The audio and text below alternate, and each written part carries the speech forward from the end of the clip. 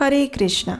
श्रीमद् भागवतम के 10वें स्कंद की रोचक और रसीली कथा गोष्ठी में आपका हार्दिक स्वागत है। हम श्रवण कर रहे हैं एक बहुत ही अनोखी कथा, जिसमें हमने अब तक देखा कि द्वारिका नगरी में एक ब्राह्मण के पुत्रों की जन्म लेते ही मृत्यु हो रही थी। इस घटना से अत्यंत त्रस्त होकर वो ब्राह्मण महाराज उग्रसेन की राज्य सभा में आकर कृष्ण, बलराम और उनके पुत्रों को धर्मपरायण न होने के कारण अपने पुत्रों की मृत्यु का दोषी ठहरा रहा था। शूरवीरों का ऐसा अपमान अर्जुन से सहन नहीं हुआ। उन्होंने ये प्रतिज्ञा ली कि वे ब्राह्मण के पुत्रों की रक्षा करेंगे, अन्यथा अग्नि में कूदकर अपने प्राण त्याग देंगे। अपने बल और शक्ति के अहंकार में आकर अर्जुन ने ये प्रतिज्ञा तो कर दी, परंतु हुआ इसके बिल्कुल विपरीत। ब्राह्मण के 10वें पुत्र का जन्म होते ही फिर एक बार उसकी मृत्यु हो गई। अपने 10वें पुत्र को अचेत देखकर मानो ब्राह्मण का विवेक भी मृत्यु को प्राप्त हो चुका था। उसके शोक और क्रोध की अब कोई सीमा नहीं रही। शिष्टाचार की सारी सीमाएं लांघते हुए वह ब्राह्मण कोप की अग्नि में जलता हुआ अर्जुन पर इस प्रकार बरसा। धिक्कार है इस झूठे अर्जुन पर, धिक्कार है इसके गांडीव पर, धिक्कार है इसके शौर्य पर। अरे यह तो नपुंसक निकला।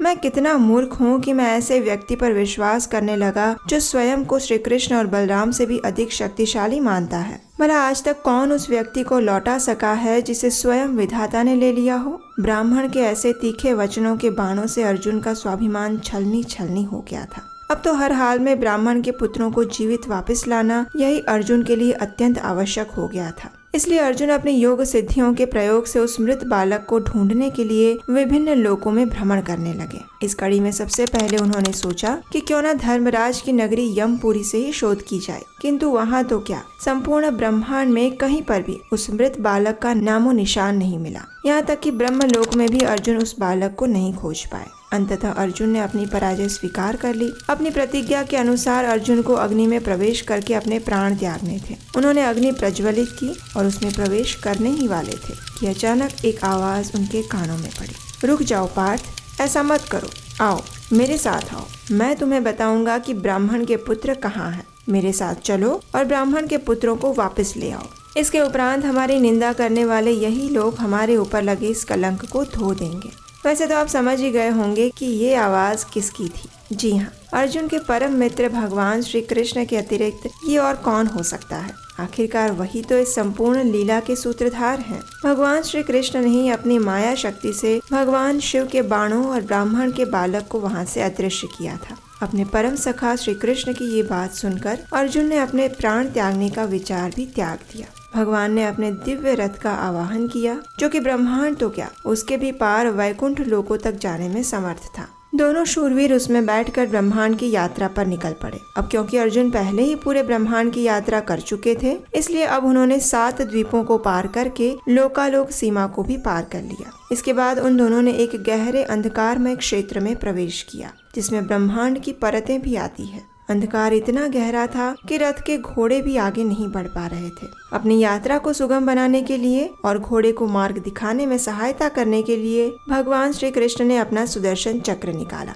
सुदर्शन चक्र के 1000 सूर्य के समान तेज से वो सारा अंधकार दूर हो गया और अश्व आगे बढ़ने लगे। उस अंधकारमय क्षेत्र को पार करके अब वे दोनों एक ऐसे क्षेत्र में पहुंचे जहाँ के प्रचंड प्रकाश को देखकर अर्जुन की आंखें बंद हो गई। ये क्षेत्र और कोई नहीं अपितु ब्रह्म ज्योति था, जो कि निराकारवादियों का चरम लक्ष्य होता है। श्री कृष्ण और अर्जुन आगे बढ़ते गए और फिर ब्रह्म ज्योति को पार करके उन्होंने विरजा में प्रवेश किया, जो कि जल से भरा हुआ कारण सागर था। यही इस भौतिक जगत की सृष्टि का मूल कारण है। उस कारण सागर में अद्वितीय प्रकाश की प्रचंड लहरें उठ रही थी। उस सागर के भीतर प्रवेश करके अर्जुन ने एक बहुत ही भव्य और अद्भुत महल देखा, जो उन्होंने अपने जीवन काल में कभी नहीं देखा था। उसमें सहस्त्र खंभे थे, जो ऐसे बहुमूल्य रत्नों से जड़े थे, जो सामान्यतः भौतिक ब्रह्मांड में मिलना असंभव था। अर्जुन उस महल को देखकर अत्यंत विस्मित हो गए। अब देखिए, उस महल में श्री कृष्ण और अर्जुन ने एक विशालकाय आकृति को देखा, जिसकी देह बर्फ के समान धवल थी। उसके सहस्त्रों फन थे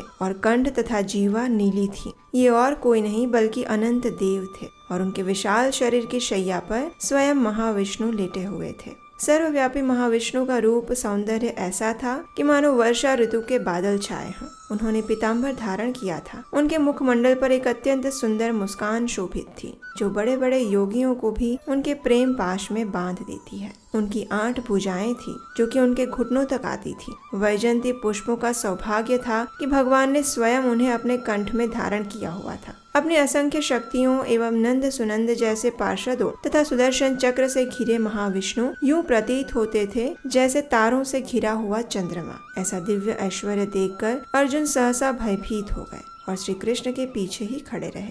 श्री कृष्ण और अर्जुन दोनों ने भगवान महाविष्णु को प्रणाम किया, जो कि उनके वैकुंठ में पधारने का औचित्य जानते थे। जैसे ही श्री कृष्ण और अर्जुन ने महाविष्णु से ब्राह्मण के मृत पुत्रों के बारे में प्रश्न किया तो वे इस प्रकार बोले, हे भगवान, सृष्टि में भला ऐसा कौन होगा जिसके मन में आपके दर्शन करने की तीव्र उत्कंठा ना हो। मेरे मन में भी आप दोनों के दर्शन करने की लालसा थी, इसीलिए मैंने ब्राह्मण के पुत्रों को चोरी करने की युक्ति बनाई थी। मैं जानता था कि आप और अर्जुन ब्राह्मण के पुत्रों को लेने के लिए यहाँ अवश्य आएंगे। कृपया आप इस पृथ्वी से असुरों का वध करने के बाद शीघ्र अतिशीघ्र अपने नित्य धाम में पधारने की कृपा करें।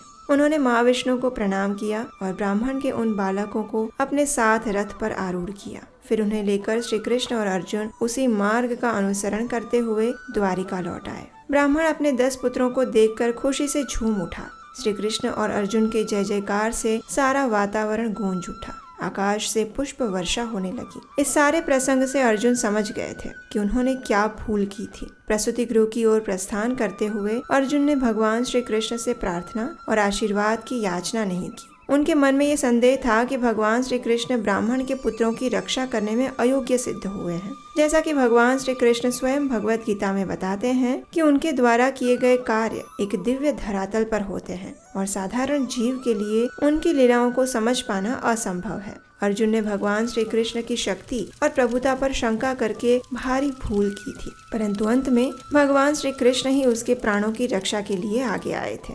हमें आशा है कि आज की इस कथा से आपने कई बहुमूल्य शिक्षाएं ग्रहण की होंगी, और वो क्या है ये हमें नीचे कमेंट बॉक्स में लिखकर जरूर बताइएगा। यदि ऐसा है तो आप भी भगवान श्री कृष्ण को अपने जीवन का लक्ष्य बनाएं, प्रतिदिन हरे कृष्ण महामंत्र का जप करें और इसी तरह उनकी दिव्य लीलाओं का श्रवण करते रहें। आपसे हम शीघ्र ही मिलेंगे एक नई भागवतम कथा के साथ। हरे कृष्ण।